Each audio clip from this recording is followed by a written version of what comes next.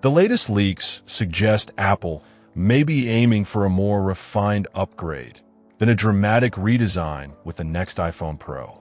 On the style side, the big talk is a new signature finish. Instead of the previous generation's cosmic orange, Apple is rumored to introduce a richer, saturated deep red that leakers are calling cherry. Along with that new hero color, the wider palette is expected to include a light blue option, a dark gray/black variant, and the usual silver, giving buyers both bold and classic choices. In terms of hardware shape, dummy units indicate the overall silhouette will stay very familiar. Similar corners, similar proportions, and the same raised 3-lens camera plateau on the back. So anyone hoping for a completely new body language may not get it this year. However, Apple could still tweak the details that affect how the phone looks in hand.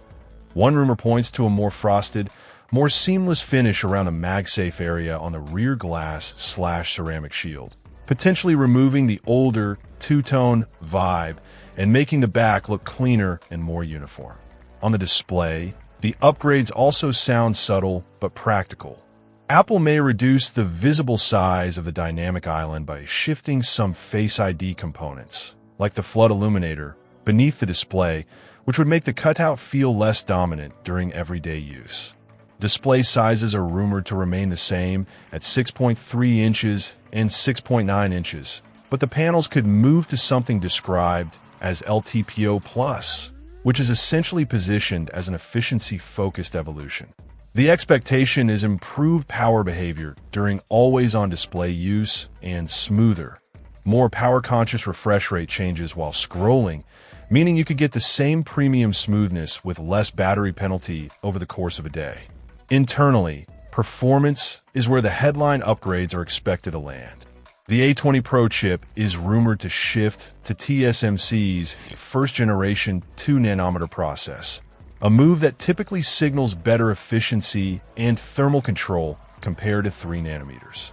In real terms, that could mean less heat under sustained workloads, stronger long-session performance for gaming or video tasks, and improved battery endurance in everyday usage. Connectivity is another major area of focus in the leaks. Apple's third-generation in-house modem, referred to as the C2, is expected to appear, and there's a more ambitious rumor attached to it. Expanded support for 5G via satellite, potentially enabling more general connectivity, like basic web access, in places where you have no traditional Wi-Fi or cellular coverage.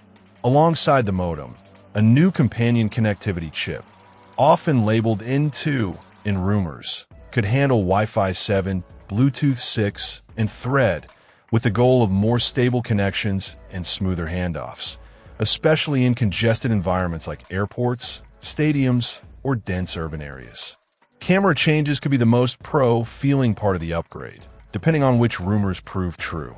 The big one is a mechanical variable aperture for the main camera, which would allow better control over exposure, sharpness, and depth of field across different lighting scenarios.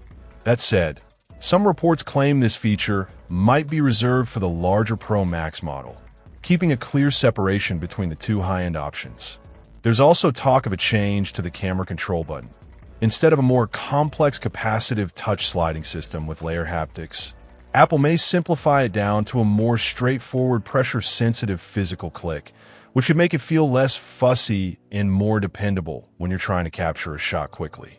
Finally, on pricing and launch timing, early reporting suggests Apple may try to hold starting prices steady versus the previous iPhone Pro generation, leaning on internal upgrades, chip efficiency, connectivity improvements, display refinements, and camera enhancements to deliver the value rather than pushing a higher entry price. As for when all of this becomes official, the expected reveal still lines up with Apple's traditional September launch window.